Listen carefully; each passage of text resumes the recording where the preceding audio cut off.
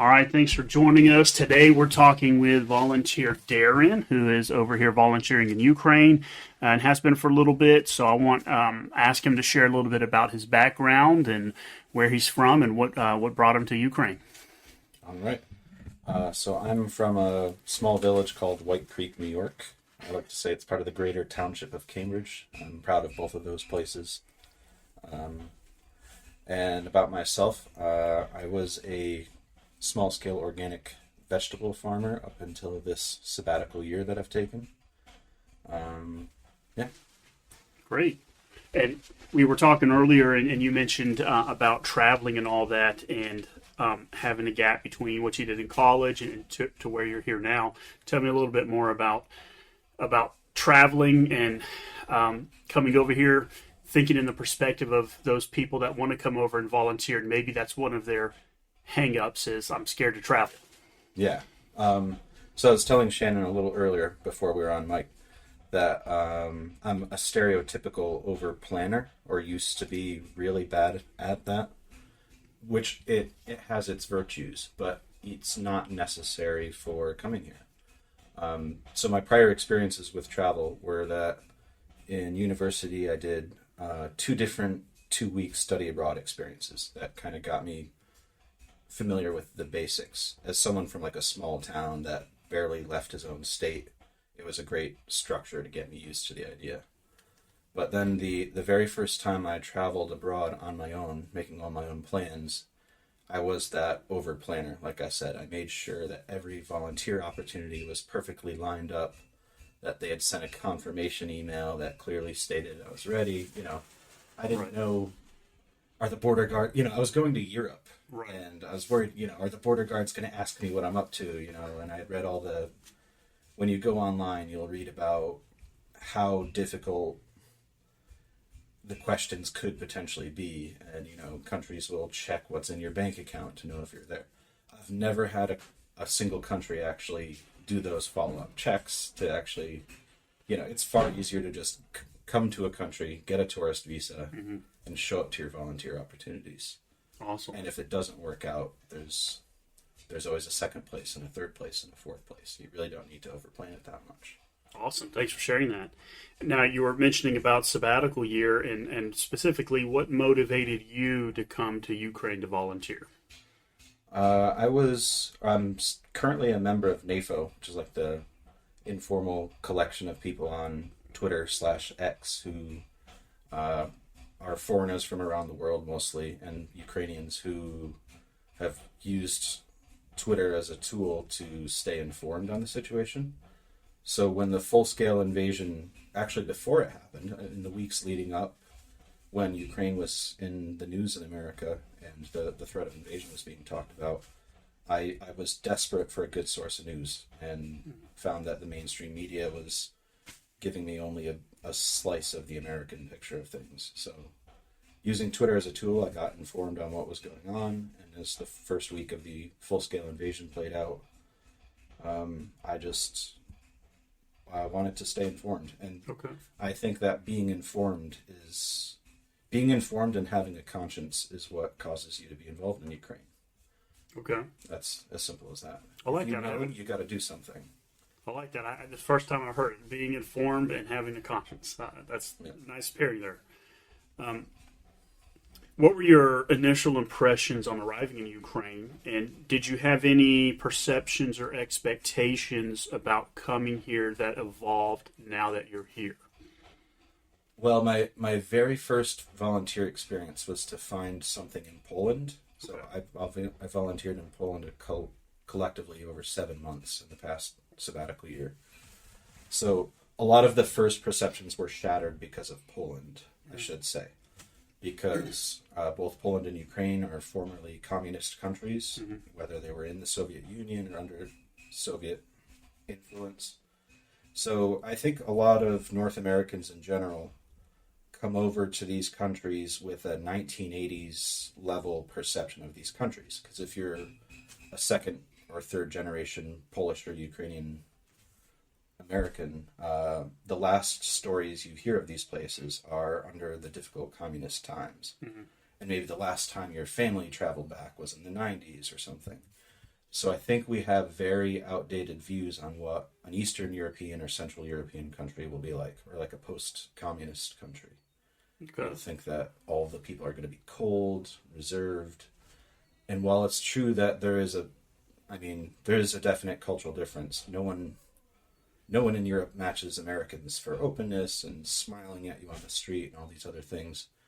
But at the end of the day, Ukrainian culture is very open, very warm, and yeah, and I had the same experience in Poland that the Polish people really warm up to you as well. And so yeah, abandon your prior views of what it's like to be in Poland or Ukraine or All right. in the theater, we'll say. Awesome. Thank you for that.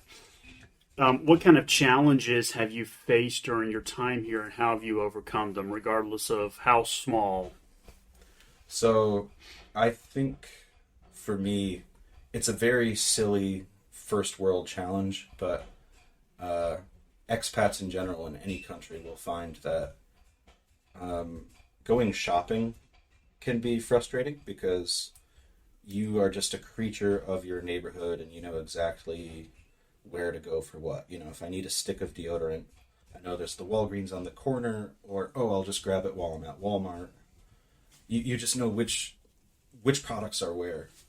And when you come abroad, it's just a little cultural difference to decide which products are stocked where. So, you know, you think you're going to buy some Band-Aids at a pharmacy, but the pharmacy has only prescription medications and a handful of non-prescription. And you're like, the pharmacy doesn't have Band-Aids? What the hell?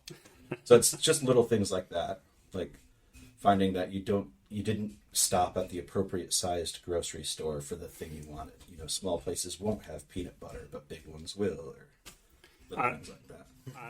I've experienced that too, and I actually remember kind of a little funny story made me think of this. I went to go buy bananas my first week or two here, and I'm used to in the States, you weigh the bananas at the register, they charge you. I didn't realize you had to get your own sticker here and weigh them beforehand.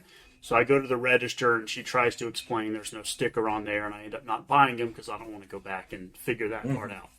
So next shopping trip, I say, okay, let me try this out, weigh my own bananas and get a sticker. And I go up to the machine, and of course there's no pictures. It's all in Ukrainian language, and I have no idea which one's bananas. So I put the bananas back in. But now here I am, several months later, I'm at a point now where I can buy bananas comfortably. Yeah, I had that same experience too. Angry cashiers looking at me like saying something I didn't understand. Yeah. Ran off, and the whole line waited as the cashier did it for me. What does a typical day or week look like for you as a volunteer? Well, here in Lviv, it's kind of like a hive mind collective managed through WhatsApp groups that you typically get invited to once you're here and meet a few people.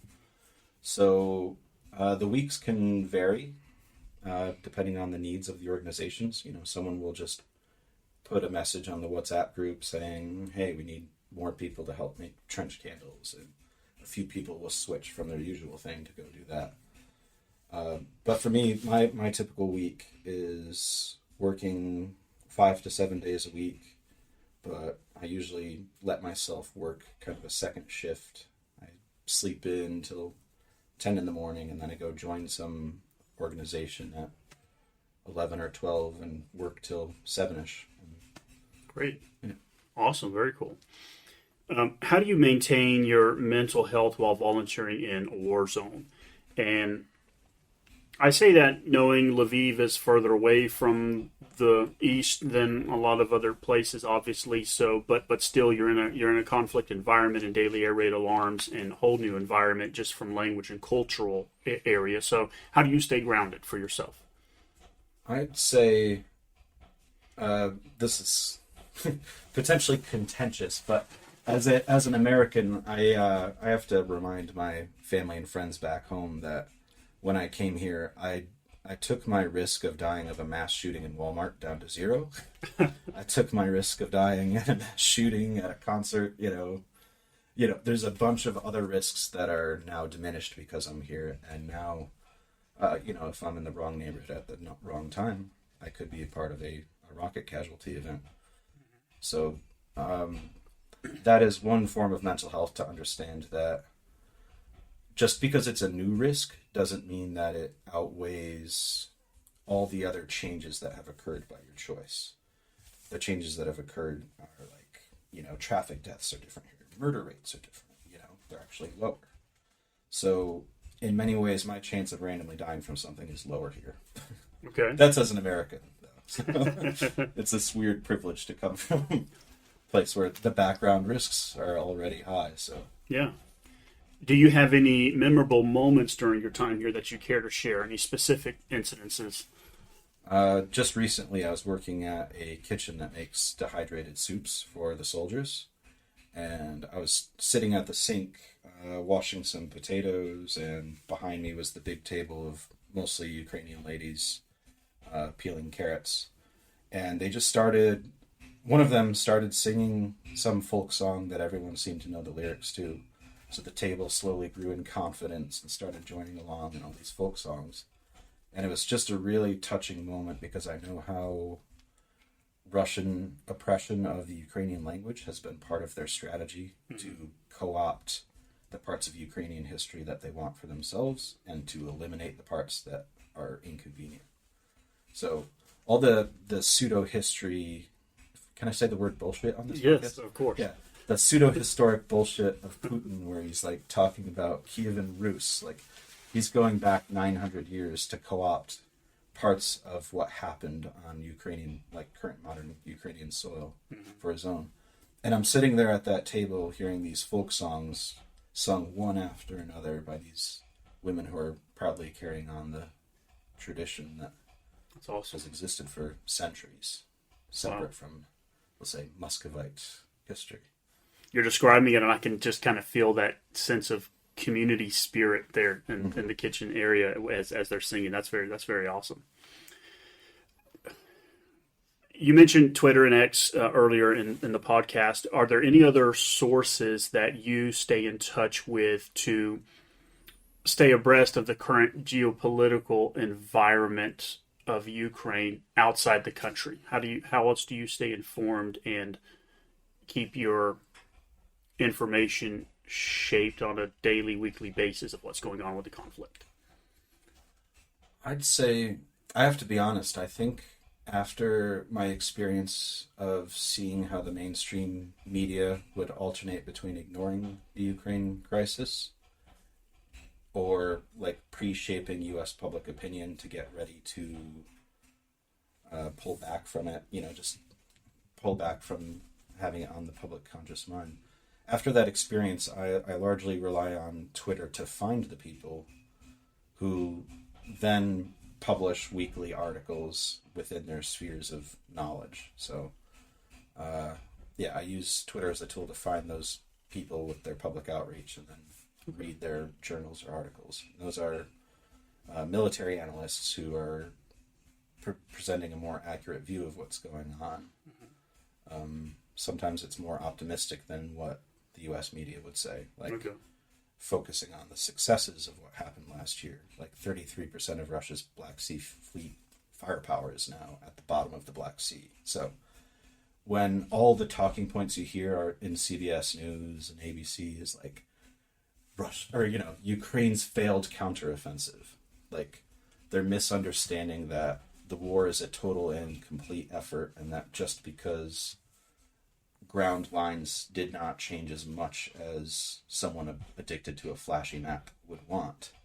it doesn't mean that massive successes aren't being made, and that it's an effort that has a chance to succeed and is partially succeeding, but needs our push to help. Okay. Kind of as a final question, then, I just want to ask, what else? What else would you say to people who are, once again, sitting on the couch in the kitchen at home, they want to make that final push to come over and volunteer? What would you like to say to those people? I'd like to go back to what I'd said earlier, that I was the ultimate reluctant traveler, the over-planning traveler who wanted everything lined up once upon a time, But it's shockingly easy to come into a country at war as a civilian volunteer. The credit cards work, the public transport is on time. There are fewer strikes than in Germany or the UK. It works better than the U.S. because the U.S. public transport's nearly non-existent. So you'll actually find you're in, if you come to a city, especially Lviv, you'll just find it's completely doable. You rent a place on Airbnb or Booking.com, or if you stay in country long enough, you find a local deal. Like you start to follow the Facebook groups that let you arrange an apartment. It's all very doable. It's not like some alchemy or unknowable science to come here and arrange a place to stay, buy food, go places, do things. Awesome. Well, to everyone listening that are chronic over planners and have to have everything in place, you heard it from the expert chronic over planner. So It's very doable. Come here, do it. There's connections here. There's, I like the word you used earlier, Daren, a hive mind of WhatsApp groups, Facebook, Twitter. So there's all sorts of resources here to get you connected. So thank you for sharing your experience here with us, and we really appreciate it. Thank you.